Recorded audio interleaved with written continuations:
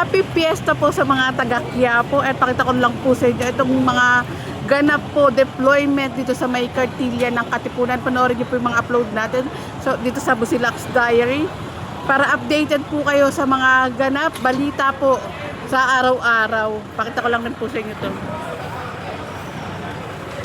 At maraming salamat po sa ating butihing Yorme. Napaka hands-on po talaga ni Yorme. Siya mismo bumababa, nakikipag-usap sa lahat ng mga kawani ng lungsod ng Maynila.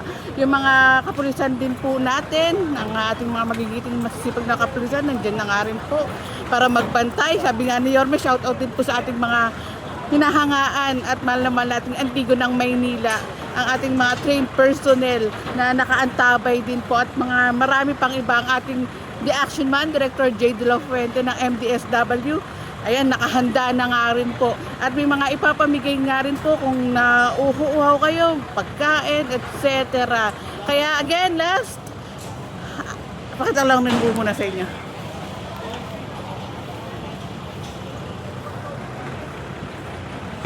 And lastly, happy fiesta po sa mga taga Quiapo.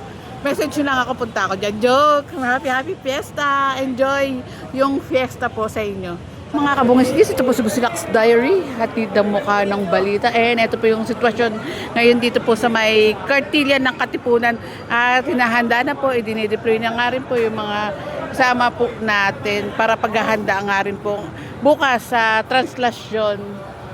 Nakakaasa po kayo na ang ating mga kawani ng lungsod ng Maynila na nakaantabay po sa kung ano pa po ang magiging outcome ng translasyon.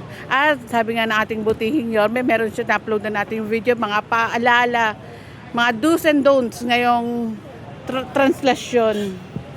At ang ating MDSW, naka-ready na nga rin po ang ating The Action Man, Director J. De La Fuente, ready na nga rin po. At kinausap na nga rin po para i-deploy na nga rin po yung mga ating mga masisipag na MDSW. Translasyon 2026 event map, ito nga rin po. Command and General Staff. Pakita ko lang rin po sa inyo.